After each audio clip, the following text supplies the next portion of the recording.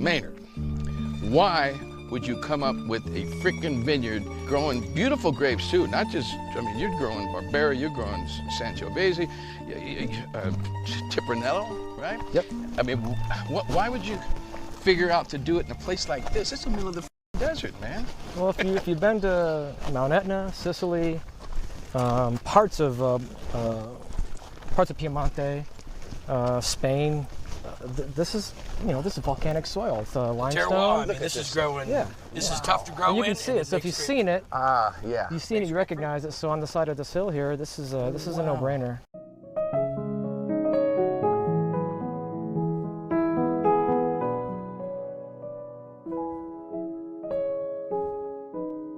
Today, we are in our special series called Choosing the Unknown.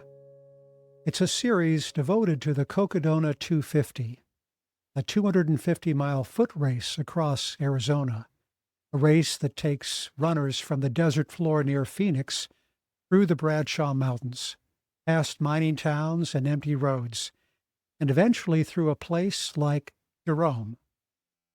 Jerome, Arizona is one of those towns you run through at Cocodona, blinking under dawn light, your legs already wrecked, your mind starting to bargain with itself about how far you really want to go. A small, strange place, a ghost town turned artist haven, perched on the side of a mountain that's been burned, mined, and abandoned more than once. But Jerome is also the kind of place where people come to start over, to choose the unknown on purpose. Take Maynard James Keenan. You might know him as the lead singer of Tool and A Perfect Circle, a man who spent years screaming into microphones in front of thousands, who could hold a room in the palm of his hand, and then chose to move to Jerome. But here in Jerome, he's just another person, trying to coax life from rocky soil, planting vines in a place everyone said was too harsh, too dry, too high, waiting quietly while the weather and the mountain decided what would grow. Because here fame doesn't matter, the mountain doesn't care who you were, the vines don't care that you've filled stadiums, and the Cocodona Trail through Jerome doesn't care how many miles you've already run.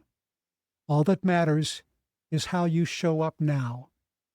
And in a race like Cocodona, or a life like Maynard's, that's the real test. This is a story about control and letting go of it, about trading the noise of the stage for the quiet of the soil, and finding that it might be the hardest, most important work of all. Because in the end, what we leave behind isn't always the loudest thing we've done. Sometimes it's what we've nurtured, season after season, even when no one's watching. But before we get into the story, if you're a fan of great stories that connect, you're in the right place. That's what we do here. Each week, one story. If that sounds good to you, click the like button, subscribe to the channel, and turn on notifications so you don't miss any of our weekly uploads. And now, mountains don't care.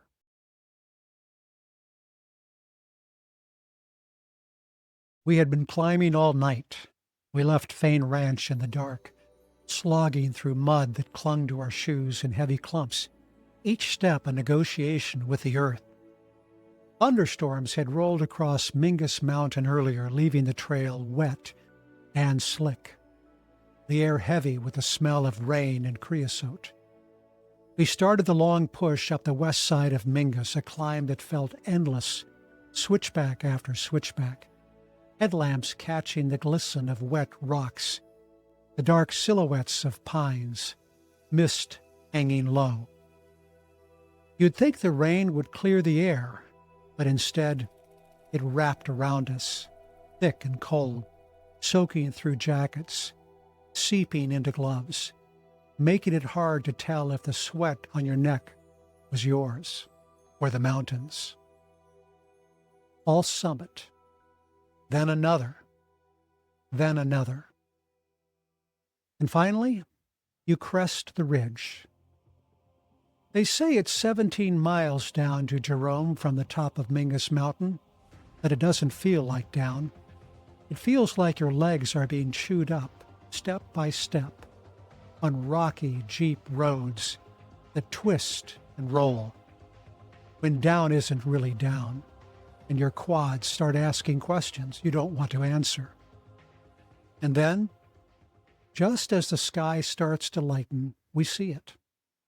Jerome, a cluster of lights clinging to the mountainside, blinking under dawn light, like the town itself is waking up to watch the runners come in. We're tired, we're hurting. We drop into town, legs stiff and feet heavy, winding down those narrow streets, past old brick buildings and weathered signs, past the ghosts of miners and outlaws who once tried to scrape out a life here. But there's something about seeing that town perched there above the Verde Valley that feels like a promise. If we can get there, maybe we can keep going. Jerome is a strange place for a race like this, a ghost town that won't die. Place that's burned down and been rebuilt, emptied out and built back up. A place people come to start over, to choose something uncertain, to leave what they knew for what might be. And we pass Caduceus Cellars, a small winery tucked into one of Jerome's old brick buildings. It's quiet at this hour, the windows dark, the Merkin Vineyards tasting room waiting for another day's visitors. But it's there, right on Main Street, a reminder that someone chose to plant vines on this rocky slope, to turn dirt and rain and hope into something that lasts. Grapes grown on rocky slopes, turned into wine high on a mountain, where people once came to mine copper and silver. It's a strange thing, running past a place like that in a race like this. You're moving through your own storm of doubts, trying to decide if you can keep going, if your legs will hold, if your mind will stay steady for the miles ahead. And you pass this quiet building that says, without saying anything, that sometimes it's worth it to start something new, even when it would be easier to stay where you are. That's what Maynard James Keenan did here. He left the unknown for the unknown. He planted vines where people said nothing would grow. He traded the certainty of the valleys of Los Angeles for the uncertainty of wine on Mingus Mountain. And maybe that's why we're here too, running through a place like Jerome on a morning like this, in a race like Cocodona. Maynard James Keenan is the lead singer of Tool and A Perfect Circle, bands known for dark, complex music that filled arenas for decades. He grew up moving around the Midwest, served in the Army, and eventually landed in Los Angeles in the 1980s, where he found music, fame, and a different kind of chaos. But after years of touring and city living, he came to Jerome, Arizona, a tiny, strange town on the side of a mountain, because he wanted to try something completely different. To grow wine in a place where people said it couldn't be done. Here's what most people don't see about Maynard James Keenan. Yes, he's the frontman for Tool and A Perfect Circle, a voice that could fill arenas and pull thousands into silence with a single line. But that's not why he came here. He came to Jerome because he wanted to build something that would last longer than a song, longer than a sold-out show. He wanted to put roots in the ground, to create something that would outlive him, something real. And he wanted a challenge. Fame is loud, but it's predictable. You know when the applause will hit, when the lights will go down, when the encore will come.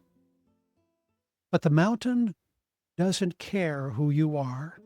The rain doesn't care. The frost doesn't care. In the vineyard, he can't control the weather.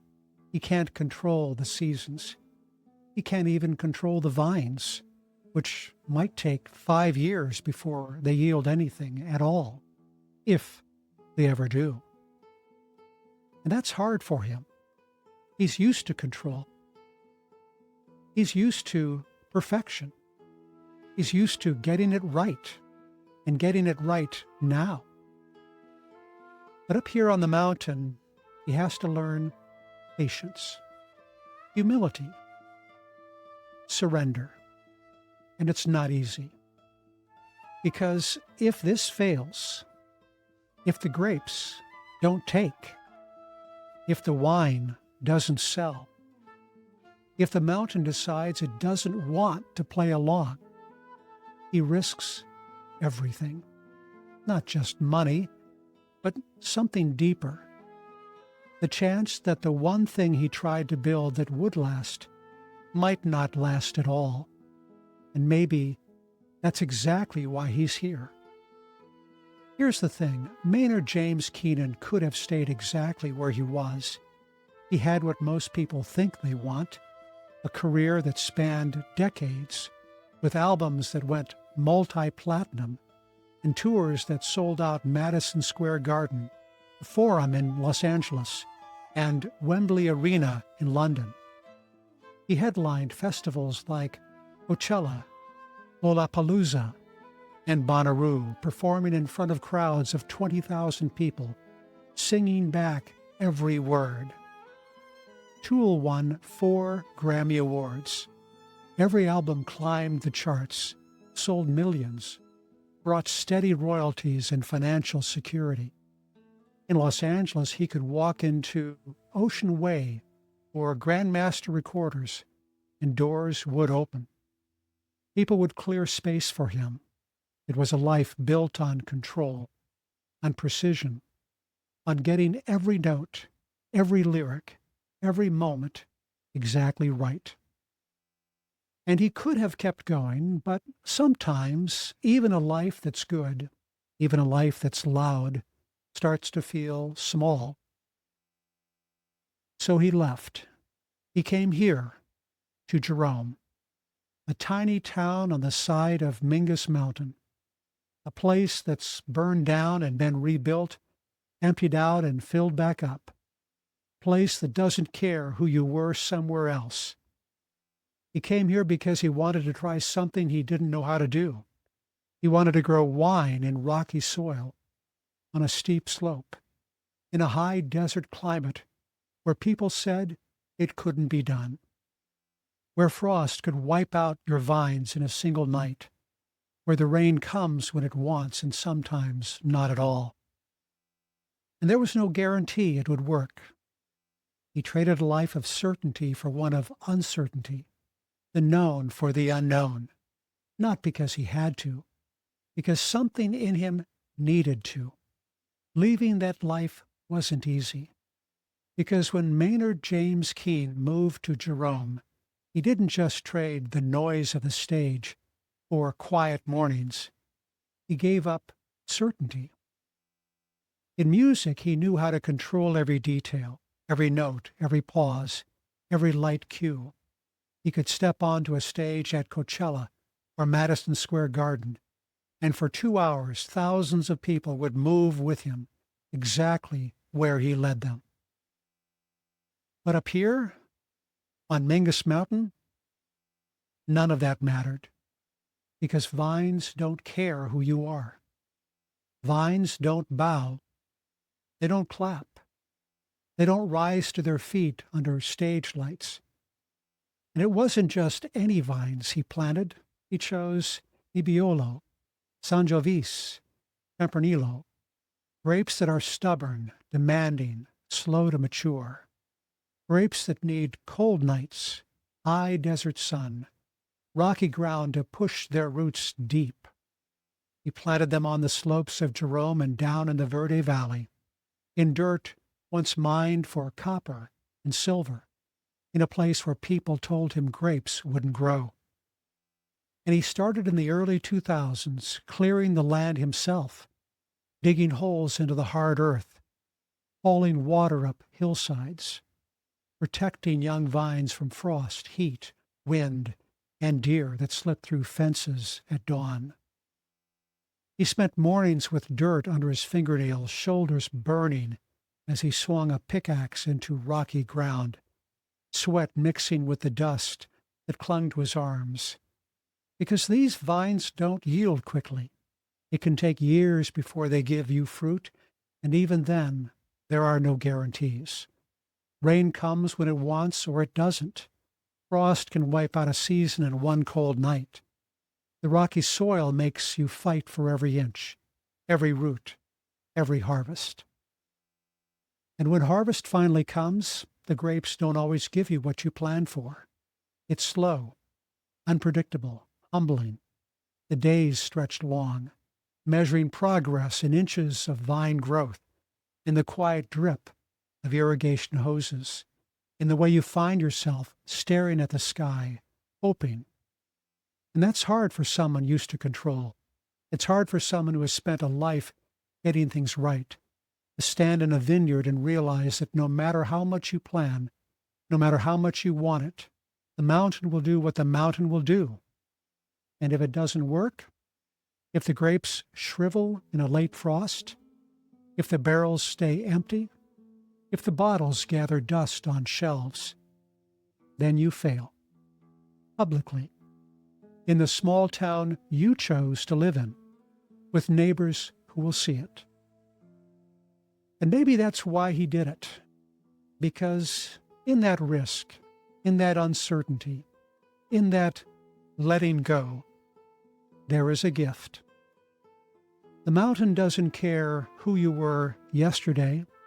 It only cares who you are now and how you keep showing up.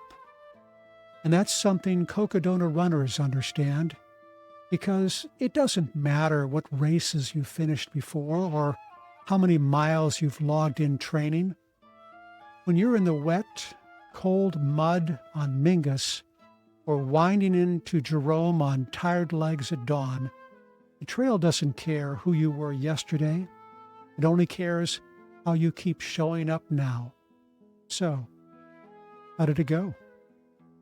For Maynard, the vines grew, not easily, not without setbacks, but they grew, over years, not months. The grapes took root in rocky soil, weathering frost and drought, the uncertainty that came with every season.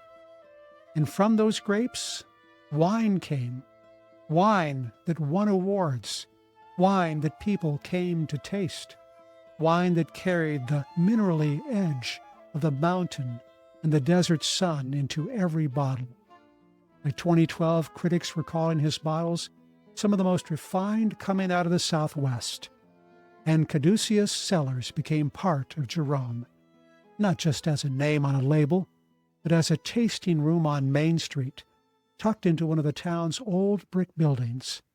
It opened in 2009, and people started to come to taste wine made from vines grown in the rocky hills just outside of town, to listen to live music, to talk about art and craft over a glass, to feel the hum of a place that was once nearly empty, finding new reasons to stay alive. It helped turn Jerome from a ghost town people passed through into a place people paused and stayed and returned to. It wove Maynard into the fabric of the town, not just as a famous musician who lived there, but as someone who put his hands in the same dirt, worked the same slopes, and poured what grew there into a bottle he could share. It didn't make him famous, he already was. It didn't make him rich, he already was. But it made him something else, someone who was willing to let go of certainty, to step into the unknown, to build something with his hands that could fail, and to do it anyway. And for Cocodona runners, reaching Jerome is not the end. It's the halfway point, mile 126, give or take. You've climbed through the night. drop down rocky trails, hit Jerome at dawn, legs aching, feet swollen, mind questioning why you're doing this. You pass through the quiet streets, past the shuttered tasting rooms, the ghosts of miners and outlaws, the faint smell of rain on the wind. You wonder if you can keep going. Because the second half of Cocodona is where the real race begins. The heat radiating off Sedona's red rocks, the twisting exposed single track of Hangover Trail, the long grinding climb up Schnebley Hill, the cool hush of the pines on the Coconino Plateau, the long quiet miles at night when your headlamp is the only light for miles, when your mind drifts, when your body rebels. And that's the choice right there in Jerome. Do you stop or do you keep going? Do you leave what you know for what you don't again? Because just like the mountain doesn't care who you were yesterday, Cocodona doesn't care that you made it to Jerome. It only cares who you are now and how you will keep showing up, one step, 1 mile, one choice at a time. Thank you so much for watching. Let me know what you thought of today's episode in the comments. If you've got a story you think we should hear, I'd love to know about it. Contact me and share a few details. Who knows? Your story might end up in a future episode. Maynard James Keenan left the certainty of platinum records and stadium tours to plant vines in the Arizona desert, learning how to grow roots in ground that doesn't give anything for free. A reminder that choosing the unknown isn't about adventure, it's about survival. And sometimes it's about finding out who you are when no one is watching. Next time we stay in the desert, but we head north with the Cocodona course as it drops from Jerome into Sedona. We'll tell the story of Max Ernst, a German artist who fled Hitler's Germany, escaped Nazi-occupied France, and crossed an ocean to find the quiet red rocks of Arizona, where he could build and create peace. Get Some is written, produced, and hosted by me, Paul Johnson. Music and sound design by Epidemic Sound. You can find photos, show notes, and previous episodes at getsomepodcast.com or on our YouTube channel. If you're enjoying this series, leave a review or share it with a friend. It helps others find these stories. Thanks for listening. Remember, today is the best day of your life. Now, go get some.